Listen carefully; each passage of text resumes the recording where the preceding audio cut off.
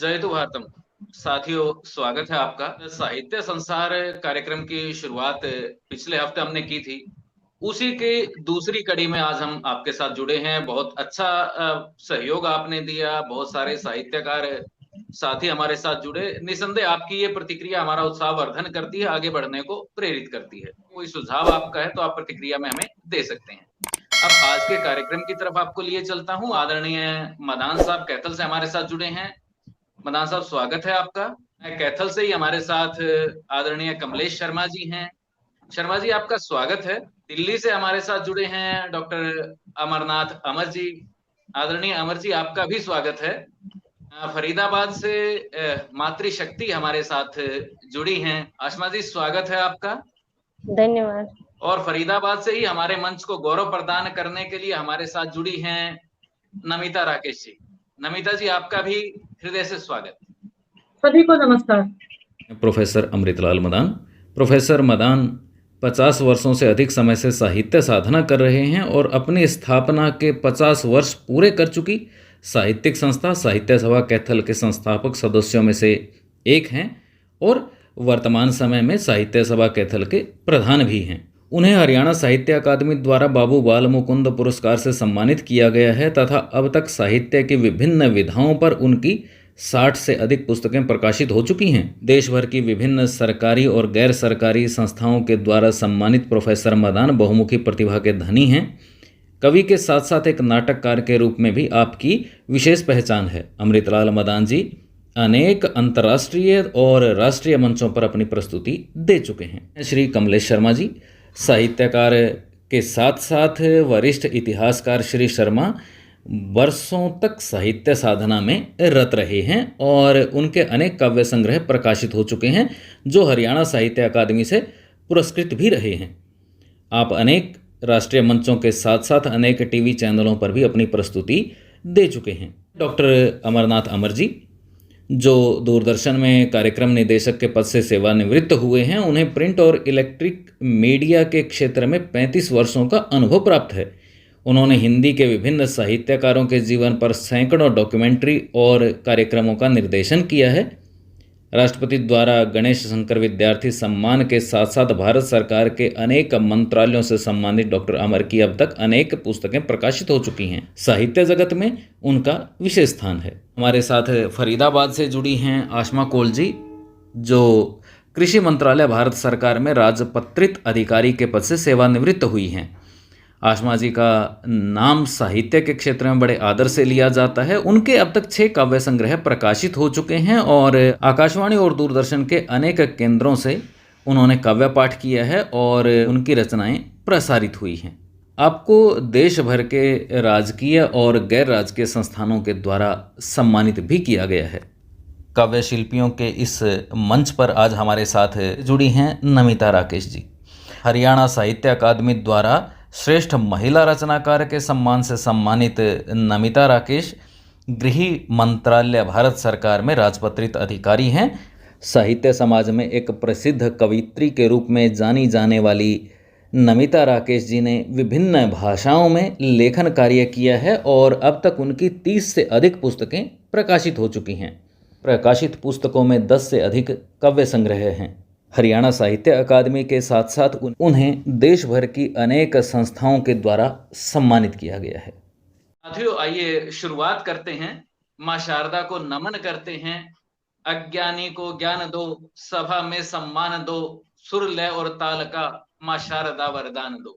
सरस्वती वंदना के लिए नमिता राकेश जी को आमंत्रित कर रहा हूँ। हे शारदे माँ, हे शारदे माँ, अज्ञानता से हमें तार दे माँ। हे शारदे माँ, हे शारदे माँ, अज्ञानता से हमें तार दे माँ। तू स्वर्ग की देवी, ये संगीत तुझसे, हर शब्द तेरा है, हर गीत तुझसे। हम हैं अकेले, हम हैं अधूरे, तेरी शरण हम हमें तार दे माँ। हे शारदे माँ, हे शारदे माँ। मुनियों ने समझी, गुणियों ने जानी, वेदों की भाषा, पुराणों की वाणी। हम भी तो समझे, हम भी तो जाने, हम भी तो समझे, हम भी तो जाने, विद्या का हमको अधिकार दे माँ। हे शारदे माँ, हे शारदे माँ, अज्ञानता से हमें तार दे माँ। तू श्वेत वर्णी कमल पे विराजे, हाथों में वीणा, मुकुट सर पे साजे। मन से हमारे मिटा दे अंधेरे, मन से हमारे मिटा दे अंधेरे। हमको उजालों का संसार दे माँ। हे शारदे माँ, हे शारदे माँ, अज्ञानता से हमें तार दे माँ, हमें तार दे माँ। हे शारदे माँ, हे शारदे माँ। धन्यवाद। बहुत खूब, बड़ी सुंदर प्रस्तुति। माँ शारदा को हमने नमन किया। शुक्रिया बहुत बहुत। आज के इस कवि सम्मेलन का आगाज करते हैं। और देखिए, वक्त बदल रहा है, उसके लिए हम सब साहित्यकारों की कहीं ना कहीं चिंता रहती है, पर हमारे बीच ही कुछ ऐसे लोग हुए हैं, मुझे ध्यान में नहीं आ रहा किनकी पंक्तियां हैं, लेकिन बड़ी खूबसूरत पंक्तियां हैं। ये क्यों कहें दिन आजकल अपने खराब हैं, ये क्यों कहें दिन आजकल अपने खराब हैं, कांटों से घिर गए हैं समझो गुलाब हैं। तो ऐसी परिस्थितियों के बारे में अपने बात रखने के लिए आमंत्रित हैं आशमा जी। नमस्कार, आपको मैं बहुत बहुत मुबारकबाद देती हूँ जो ये आपने नया कार्यक्रम शुरू किया है, और सबको मैं नमस्कार करती हूँ। कुछ 2-3 क्षणिकाएं, फिर मैं एक कविता सुनाती हूँ, गीत। बिंदु। बिंदु तुम सिर्फ बिंदु नहीं, नए आकार की शुरुआत हो। बिंदु तुम सिर्फ बिंदु नहीं, नए आकार की शुरुआत हो, नई सभ्यता का आगाज हो। तुम्हारी उपस्थिति ही आश्वासन है विस्तार का। छोटे हो पर अति विशाल हो, छोटे हो पर अति विशाल हो। जिंदगी की रेखा त्रिभुज गोलाकार का, आदि मध्य और अंत हो।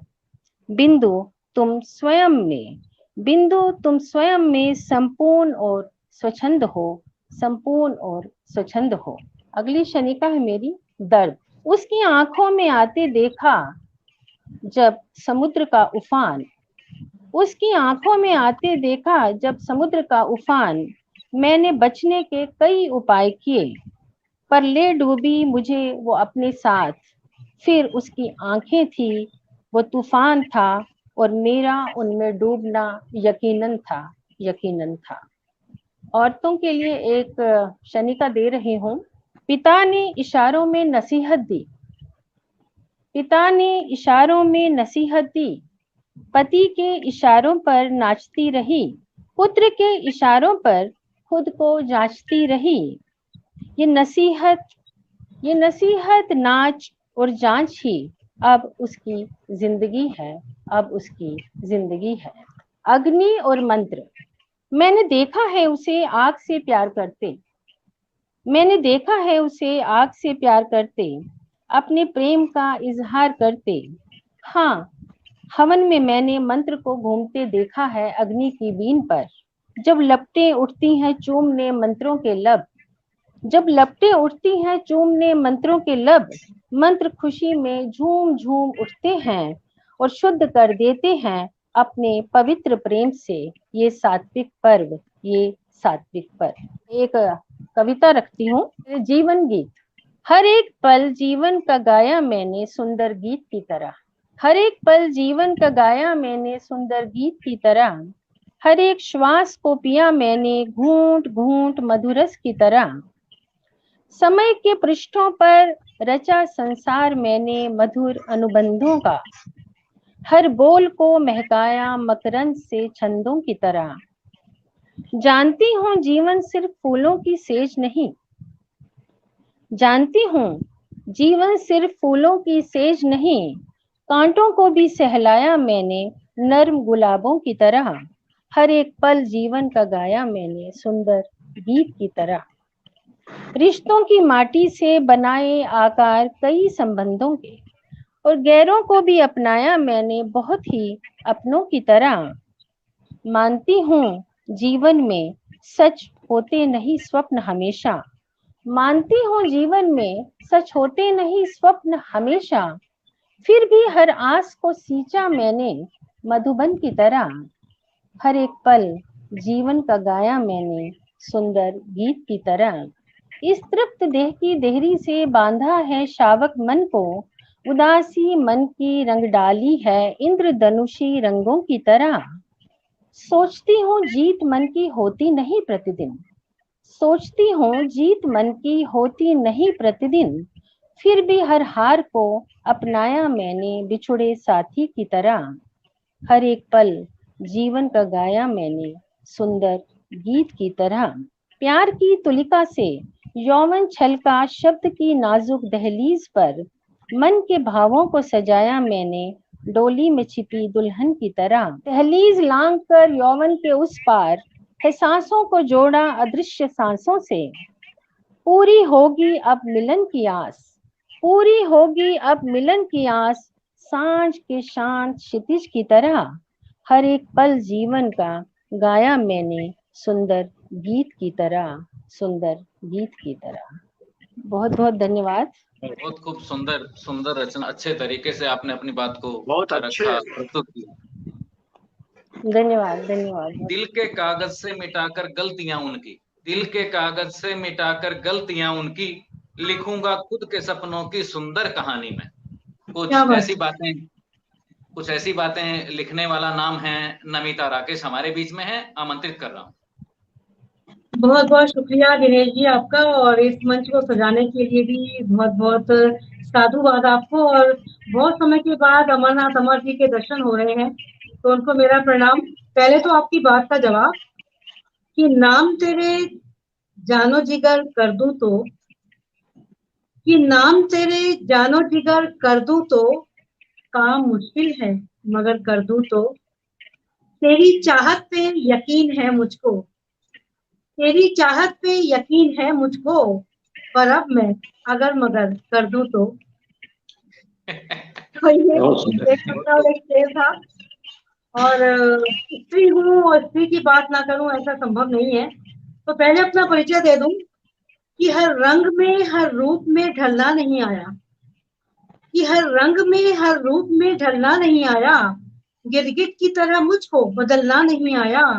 काम सभी करती हूँ खामोशी से मैं अपने, काम काम सभी करती हूँ खामोशी से मैं अपने, मौजों की तरह सिर्फ उछलना नहीं आया।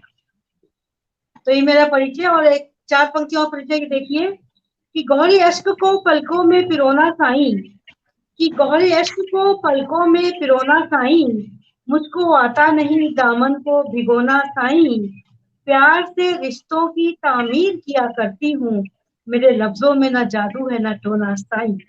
और जब लोग कहते हैं कि तुम नदी हो, समुद्र तो बहुत बड़ा होता है, तब मैं कहती हूँ कि अगर यकीन नहीं है तो आजमाओ मुझे, आईना हो तुम तो आईना दिखाओ मुझे, एक चिंगारी हूँ मैं रात दिन जलती हूँ, हवाओं में दम है तो बुझाओ मुझे, हवा हूँ मैं एक रफ्तार है मुझमें, साथ चलना है तो चल के दिखाओ मुझे, और आंख का आंसू नहीं मैं मोती हूँ, पलकों में बंद करके दिखाओ मुझे, नदी हूँ मैं दिन रात बहती हूँ। यहाँ देखिएगा मेरा प्रयोग कि नदी हूँ मैं दिन रात बहती हूँ, समुद्र से कहो मिलने आए मुझे, समुद्र से कहो मिलने आए मुझे। तो उल्टी रीत चलाने का मेरा शौक है। और एक छोटी सी कविता मैं रखना चाहती हूँ, जो मजलूम प्रकृति के जो लोग हैं, जिनको मजलूम समझा जाता है, और तथाकथित एरिस्टोक्रेट या ब्यूरोक्रेट्स या जो बहुत बड़े वर्ग से संबंध रखते हैं, उनको मैंने खुशबूदार फूलों की संज्ञा दी है। कुछ छायावाद है इसमें, आप लोग सब खुद ही जने समझ जाएंगे। देखिएगा कि उस घास को सलाम, कि उस घास को सलाम जो अपने आप ही उगाई है, फूलदार सजावटी पौधों की क्यारी उगी है, गड़ी है, खड़ी है बहुत बहादुरी के साथ, जबकि वो जानती है कि किसी भी क्षण माली की तेज खुरपी उसे जड़ से उखाड़ फेंकेगी, क्योंकि तेजी से बढ़ते हुए उसका कद बराबरी करने लगा है फूलदार सजावटी पौधों की, और उन फूलों को भी खतरा होने लगा है घास के वजूद से। घास अपनी जिंदगी के आखिरी क्षण गिन रही है, फिर भी वो खुश है, क्योंकि वो जानती है कि वो जितने दिन भी जिएगी इन फूलदार सजावटी पौधों के लिए चुनौती बनकर जिएगी। घास है तो क्या हुआ। और कविता छोटी सी देखिएगा, बहुत मेरी पसंदीदा कविता है, प्रतिनिधि कविता आप कह सकते हैं, मेमना और भेड़िया। अब यहाँ भी छायावाद है, प्रतीकों के माध्यम से बात कहने की कोशिश की है। बहुत मुश्किल है बच पाना मेमने का भेड़ियों के देश में, कि बहुत मुश्किल है बच पाना मेमने का भेड़ियों के देश में, उनके लंबे पंजों से, खूनी निगाहों से, उन्हीं के बीच रहकर खुद को बचा के चलना काबिले तारीफ है। लेकिन मेमना कब तक मेमना रह पाएगा। रात दिन चुभते नश्तरों के बीच जिंदगी की जद्दोजहद को झेलते झेलते बहुत मुमकिन है कि मेमना या तो हार जाएगा या खुद भेड़िया बन जाएगा। तो एक मतलब और कुछ शेयर अर्ज करना चाह रही हूँ, तरन्नुम में कहने की कोशिश करती हूँ। तेरे बगैर क्या कहूँ, कैसा कटा सफर, तेरे बगैर क्या कहूँ, कैसा कटा सफर, तन्हा बड़ा तन्हा बड़ा तन्हा रहा सफर, तेरे बगैर क्या कहूँ। मंजिल तो थी करीब, इरादे जवाना थे, मंजिल तो थी करीब, इरादे जवाना थे, बेफैज यूं हयात का, बेफैज यूं हयात का कटता रहा सफर, तेरे बगैर क्या कहूँ। खुशियाँ अगर मिली भी तो गम की रमक लिए,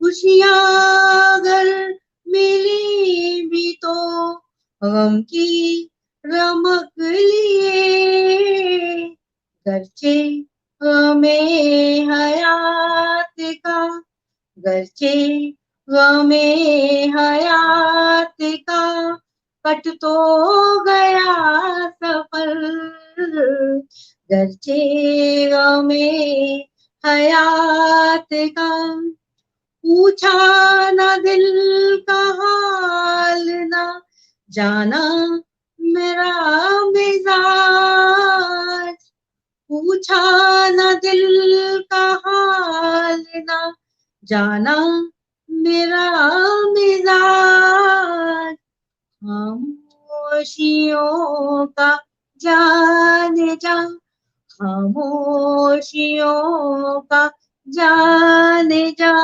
ऐसा भी क्या सफर, खामोशियों का जाने जा, तेरी तलाश में फिरे दुनिया में दर बदर,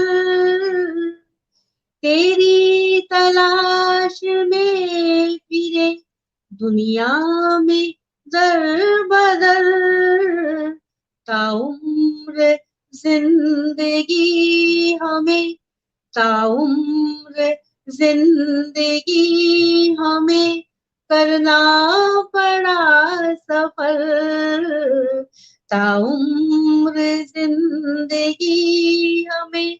और ये शेर बतौर खास, तेरे मिलन की चाह लिए उम्र भर चले, अब यह शब्दों पे गौर फरमाइएगा, गुलाम मिश्रा और सानी मिर्जा।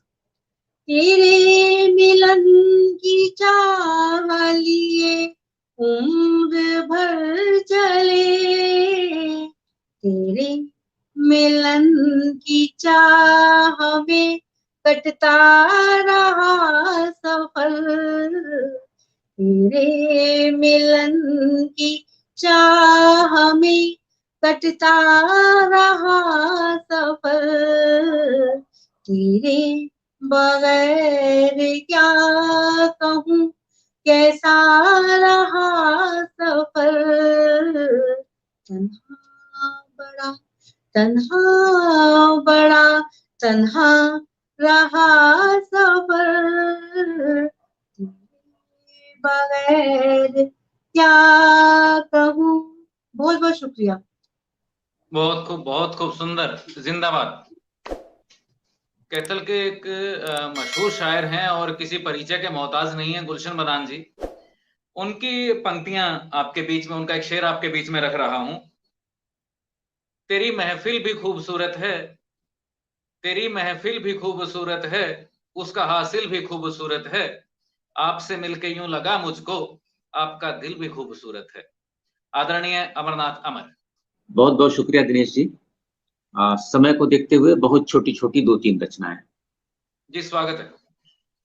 कोई स्पर्श गुदगुदाता है भावनाओं के इस पार से कल्पनाओं के उस पार तक, और कोई स्पंदन ऐसा कि चांदनी की झिलमिलाहट किसी झील से निकलकर फैल जाती है मेरी आंखों के प्रतिबिंब से होकर मेरी आंखों तक, और फिर एक एहसास ऐसा कि कोई मूक कहानी खुद कह उठती है अपनी कहानी मेरी तरुणाई की छुअन से अपने उतार चढ़ाव की अरुणाई तक।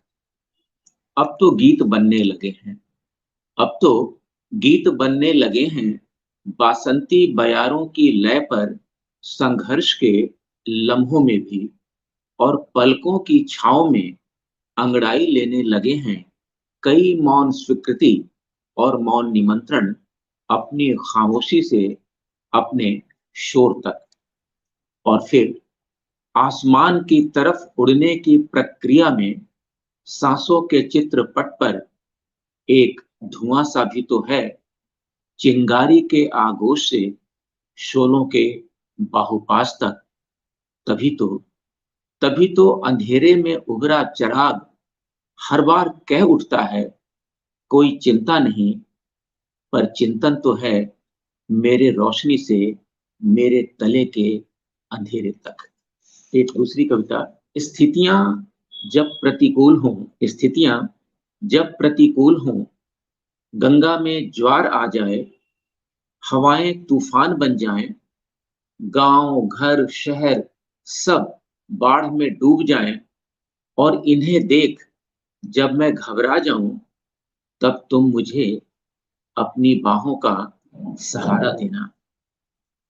जब सूरज आग बरसाने लगे, मन प्राण झुलसाने लगे, जीवन की सारी खुशियां उमंगे मुरझाने लगे, तब तुम मुझे अपने आंचल की नम ठंडी छांव देना। इन ईंट पत्थरों की संवेदनहीन नगरी में जब दम घुटने लगे, फूलों की क्यारी पत्तों की हरियाली आंखों से ओझल होने लगे, तब अपने प्यार के बगीचे में रहने को तुम पूरा पूरा गांव देना। अभी पिछले साल कोरोना में बहुत सारे अपनों को हम लोगों ने खोया है। उन्हें नमन करते हुए, श्रद्धांजलि अर्पित करते हुए एक छोटी सी कविता। किसी दिन हम भी गुम हो जाएंगे पानी के इन बुलबुलों की तरह। किसी दिन हम भी गुम हो जाएंगे पानी के इन बुलबुलों की तरह। ये बुलबुले पानी में घुल मिलकर प्रवाहित हो जाएंगे नदी नालों से गुजरते हुए सागर की फैली बाहों तक। फिर सूरज तपेगा, फिर सूरज तपेगा और हम विलीन हुए छोटे छोटे बुलबुले सागर की बाहों से निकल भाप बन उड़ जाएंगे आकाश की ओर। फिर मेघ बनेंगे, गर्जन तर्जन करेंगे और पुनः छोटी बड़ी बूंदें बन धरती पर बरसेंगे। जंगल, पहाड़, बंजर धरती, खेत खलिहान सब जगह बरसेंगे।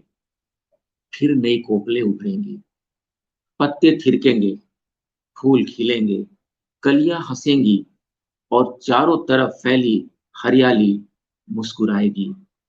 तब तुम देखोगे, तब तुम देखोगे सूरज की किरणों के संग इस हरियाली के बीच कहीं न कहीं कोई तस्वीर उभरेगी जिसमें हमारी परछाई होगी। बहुत बहुत शुक्रिया। आदरणीय, बहुत सुंदर कविताएं, आभार आपका। और अब आगे बढ़ते हैं। राजेंद्र चांद जी ने कहा है, बहुत तेज भागा तो गिर जाएगा, बहुत तेज भागा तो गिर जाएगा, जो ले जाए घर तक वही चाल रख। ये हमारे बीच में आ रहे हैं आदरणीय कमलेश शर्मा जी।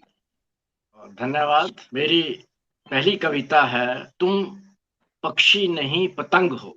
आकाश में ऊंचा ऊंचा उड़ते हुए, हवाओं से अटखेलियां करते हुए बहुत इतरा रहे हो। तुम्हें सब बोने दिखाई देते हैं, तुम्हें सब बोने दिखाई देते हैं। तुम भूल रहे हो या शायद जानते हुए भी जानना नहीं चाहते कि तुम्हें कोई उड़ा रहा है, तो तुम्हें कोई उड़ा रहा है। तुम पक्षी नहीं पतंग हो। क्या बात है, तुम क्या पक्षी बात है। नहीं पतंग हो। पतंग जिसकी अपनी कोई इच्छा नहीं होती, अपना कोई अस्तित्व नहीं होता और ना ही होता है अपना कोई आकाश। तुम पक्षी नहीं पतंग हो। दूसरी कविता है, कोई बीता पल। कभी कभी कोई बीता पल जिद्दी परिंदे की तरह यूं आ बैठता है मन की मुंडेर पर। यूं आ बैठता है मन की मुंडेर पर, मेरी लाख कोशिशों के बावजूद उड़ने का नाम नहीं लेता। बहुत कहता हूं, बहुत कहता हूं, राह लगो अपनी, मुझे अब कोई सरोकार नहीं तुमसे। पर वह बहरे की तरह बस अपनी कहे जाता है, बस अपनी कहे जाता है कोई बीता पल। तीसरी कविता, आशमा जी, आप कश्मीर जाएं तो क्या महसूस करेंगे। राह भटका परिंदा, राह भटका परिंदा बरसों बाद लौटा है अपने घरौंदे पर। हैरान है वह देख कितना कुछ बदल गया है सब कुछ। हैरान है वह देख कितना कुछ बदल गया है सब कुछ। ना पेड़ उसे पहचान रहा और ना ही आसपास की आबो हवा। सब उलझे हैं अपनी उलझने सुलझाने में, सब उलझे हैं अपनी उलझने सुलझाने में। किसी को किसी से नहीं कोई वास्ता, किसी को किसी से नहीं कोई वास्ता। हाँ हाँ, घरौंदे के कुछ तिनके, हाँ घरौंदे के कुछ तिनके जरूर गलबैयां डाले अभी भी चिपके हैं पुरानी टहनियों से। बेगानेपन के इस माहौल में अचानक कुछ टहनियों से आती अपनी देह गंध पा वह भाव विहल हो उठा। उसकी आंखों से लेकर अंत्यकरण तक, उसकी आंखों से लेकर अंत्यकरण तक बह गई एक पावन सी तरलता। इस एहसास के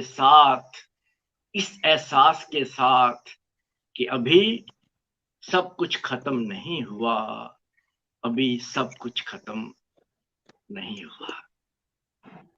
एक छोटी सी कविता और है। पलायन समाधान नहीं किसी भी समस्या का, पलायन समाधान नहीं किसी भी समस्या का, केवल स्वीकृति है पराजय की। संघर्ष पर्याय है जिंदगी का, संघर्ष पर्याय है जिंदगी का।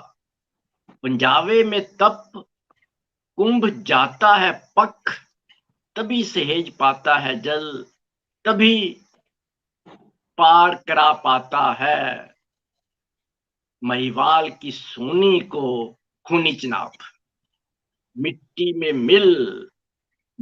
में मिल बीज होता है अंकुरित, जन्म लेते ही जड़ को भेदना पड़ता है वज्र वक्ष धरा का, और कोमल कोमल को मिट्टी पीछे हटा छीननी पड़ती है।